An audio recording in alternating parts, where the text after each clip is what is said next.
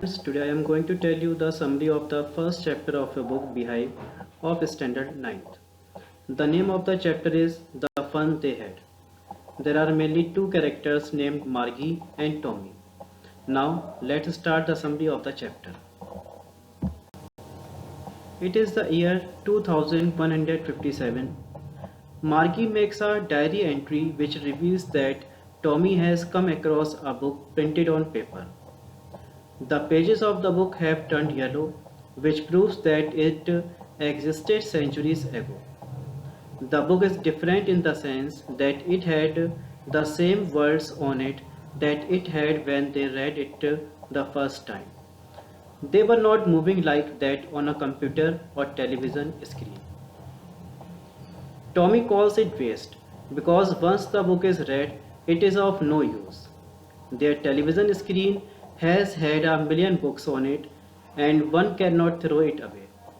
Margie is of the same view, but she is curious to know what the book is about. Tommy tells her that it is about school. She hated school, but now she hated it more than ever because her mechanical teacher had been giving her test after test in geography and she had been doing worse and worse. Her mother sends for the county inspector, who is a round little man. The county inspector takes the television teacher apart and sets it right within an hour, which only increases Margie's disappointment. He tells her mother that it was not Margie's fault, but the geography sector of the mechanical teacher was geared a little too quick, and he has slowed that to an average 10-year level. He assures Margie and her mother that there will be no problem henceforth. Margie is curious to know about the school that existed in the past. Tommy tells her that it is not their kind of school.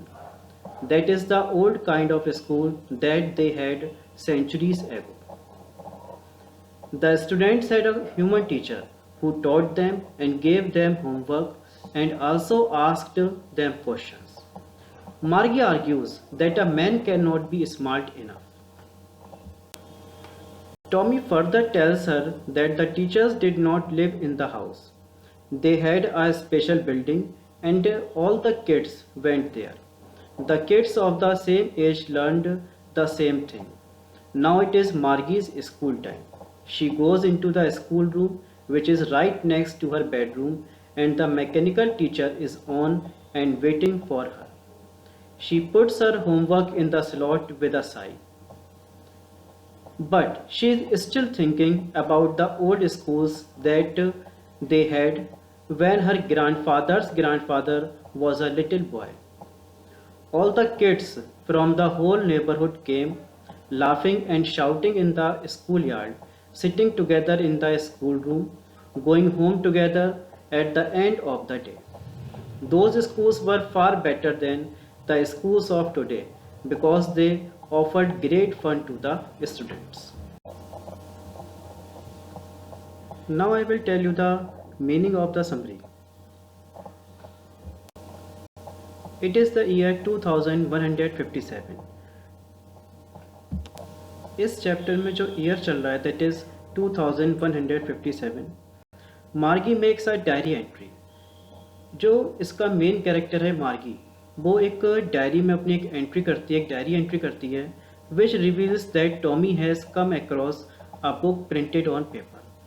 और उस diary entry से हमें ये पता चलता है कि Tommy, जो कि एक कैरेक्टर है इस चैप्टर में, उसको एक प्रिंटेड बुक मिली है. The pages of the book have turned yellow. इस बुक के जो भी पेजेस हैं वो थोड़े येलो पड़ चुके हैं, थोड़े येलो हो चुके हैं, विच प्रूव्स दैट, और इससे हमें ये पता चलता है दैट इट एग्जिस्टेड सेंचुरीज एगो, कि जो बुक है वो कई सेंचुरीज एगो मीन्स पहले की है. The book is different in the sense, जो बुक है वो थोड़ी डिफरेंट है क्योंकि that it had the same words on it that it had when they read it the first time. क्योंकि इस पर जो वर्ड्स लिखे हुए हैं, जो वर्ड्स प्रिंटेड हैं, वो वर्ड्स कभी भी चेंज नहीं होते, वो वैसे ही रहते हैं जैसे कि इसको पहले रीड करा गया था. They were not moving like that on a computer और टेलीविज़न स्क्रीन। ये जो वर्ड्स हैं वो कंप्यूटर या टेलीविज़न स्क्रीन की तरह मूव नहीं कर रहे हैं। Tommy calls it waste because once the book is read it is of no use. Tommy को ये लगता है कि जो बुक्स हैं, जो प्रिंटेड बुक्स हैं, वो एक वेस्ट मटेरियल है, क्योंकि एक बार बुक को रीड करने के बाद इसका कोई यूज़ नहीं रह जाता। Their television screen has had a million books on it. जबकि जो उनके पास टेलीविज़न स्क्रीन है उस पर मिलियंस ऑफ बुक्स अवेलेबल हैं and one can not throw it away. और कोई भी इन बुक्स को जो टेलीविज़न स्क्रीन पर अवेलेबल हैं उन्हें कभी भी फेंक नहीं सकता, थ्रो नहीं कर सकता। Margie is of the same opinion. Margie की भी यही राय है, यही ओपिनियन है, but she is curious to know. लेकिन वो थोड़ा क्यूरियस है ये जानने के लिए what the book is about, कि जो बुक है वो किसके बारे में है।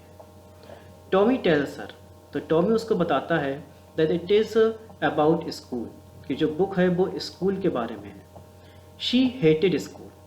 मार्गी जो है वो स्कूल्स को हेट करती है, वो स्कूल से नफरत करती है, but now she hated it more than ever. और करंटली उसको स्कूल से और भी ज़्यादा हेट्रेड हो चुकी है, बिकॉज हर मैकेनिकल टीचर, क्योंकि जो उसका मैकेनिकल टीचर है, had been giving her test after test.